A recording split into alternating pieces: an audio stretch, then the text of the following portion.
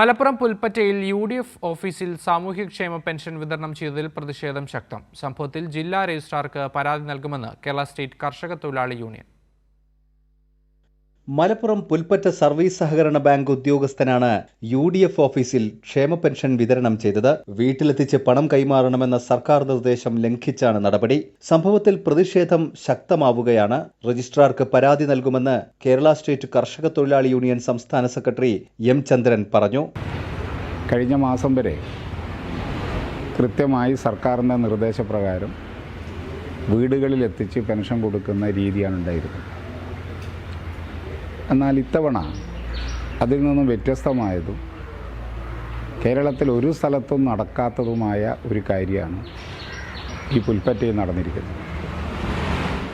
ഇന്നലെ രാവിലെ WhatsApp ഗ്രൂപ്പിലൂടെ pension ഗുണഭോക്താക്കൾക്ക് അറിയിപ്പ് കൊടുക്കുക. വൈകുന്നേരം കാരാപ്പറമ്പ് അങ്ങാടിയിൽ വന്ന് പെൻഷൻ കൈപ്പറ്റണം. അത് തന്നെ ഏറ്റവും വലിയ തെറ്റാണ്. പിന്നെ സംഭവിച്ചത് അവരെയും കൂട്ടി UDFൻ്റെ തെരഞ്ഞെടുപ്പ് കമ്മിറ്റി ഓഫീസിൽ പോയി അവിടെ ഇരുന്നാണ് പെൻഷൻ വിതരണം നടത്തുന്നത്. പഞ്ചായത്ത് പ്രസിഡൻ്റുണ്ട്, അവരുടെ ഭർത്താവുണ്ട്, യൂത്ത് ലീഗിൻ്റെ നേതാക്കന്മാരുണ്ട്. അവരുടെ എല്ലാ സാന്നിധ്യത്തിൽ ആളുകളുടെ പേര് വിളിച്ച് പെൻഷൻ വിതരണം ചെയ്യുന്ന അങ്ങേയറ്റം തെറ്റായ ഒരു കാര്യമാണ് ഇന്നലെ ഇവിടെ നടന്നിട്ടുള്ളത്. ആരുടെ നിർദ്ദേശപ്രകാരമാണ് UDF ഓഫീസിൽ പെൻഷൻ വിതരണം ചെയ്തതെന്ന് കണ്ടെത്തണം. അവർക്കെതിരെയും നടപടി വേണം.